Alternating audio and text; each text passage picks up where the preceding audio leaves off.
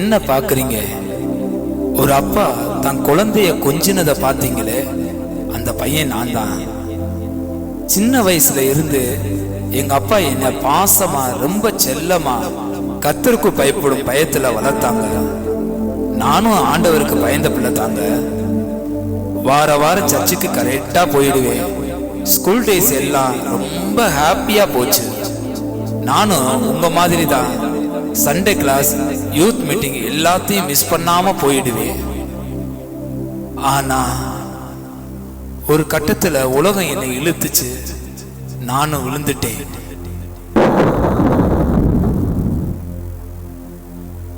காலேஜுக்கு போனேன். புது புது நண்பர்கள் கிடைச்சாங்க. லைஃப் ரொம்ப ஜாலியா போற மாதிரி இருந்துச்சு.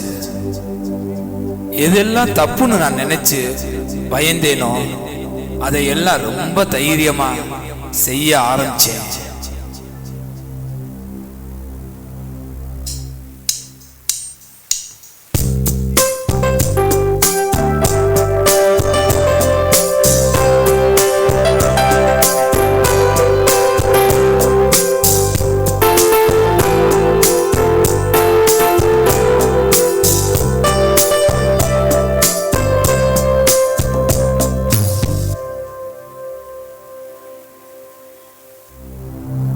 வெளியில என் லைஃப் ரொம்ப ஜாலியா போச்சு.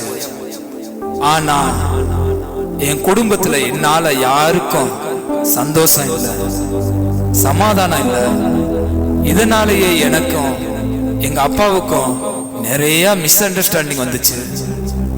கொஞ்ச நாள் ஆக ஆக வீட்டுக்குள்ள வர்றதுக்குள்ளே எனக்கு ரொம்ப வெறுப்பா இருந்துச்சு. ஒரு நாள் முடிவு எடுத்தேன். சரியான முடிவுன்னு நினைச்சு ஒரு தப்பான முடிவை எடுத்துட்டேன்.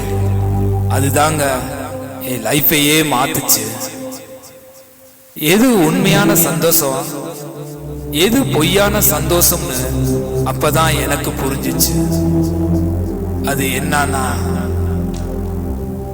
நான் எங்க அப்பா கூட சண்டை போட்டுட்டு வீட்டை விட்டு வெளியே வந்துட்டேன்.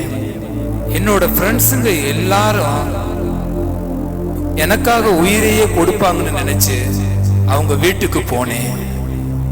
ஆனா அங்க போன பின்புதான் எனக்கு தெரிஞ்சிச்சு, அங்க என்னை ஏத்துக்கிடவும் என்கிட்ட அன்பு காட்டுகவும் என்னை சேர்த்து கொள்கிறதற்கும் அங்கு யாருமே இல்லைன்னு.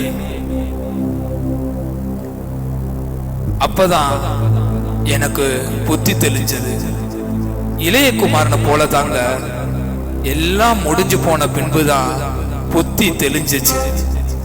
அப்பதான் எனக்கும் ஒரு உணர்வு வந்துச்சு. என் மகனே, தகப்பன் புத்தியை கேள் என்ற வசனத்துக்கு செவி கொடுக்காம விட்டுட்டேன். சிநேகிதனை விசுவாசிக்க வேண்டாம், வழிகாட்டியை நம்ப வேண்டாம் என்று வசனம் சொல்லுது. நான் எதுக்குமே கீழ்ப்படியாம போயிட்டேன். இப்பதான் நான் ஒரு முடிவு எடுக்கிறேன்.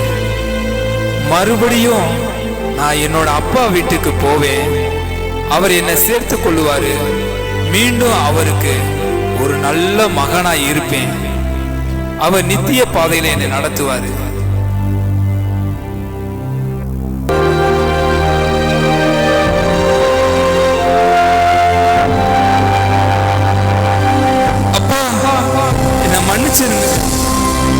தகப்பன் தான் நேசிக்கிற புத்திரனை சிச்சிக்கிறது போல நீங்க என்னை நேசிக்கிறதுனாலதான் என்னை நீங்க கண்டிச்சீங்க. இப்ப நான் அதை உணர்ந்துட்டேன். இனிமேல் உங்களுக்கு நான் கீழ்ப்படிச்சு உங்க பிள்ளையா வாழ்வேன்ப்பா. என்னை மன்னிச்சிருங்க.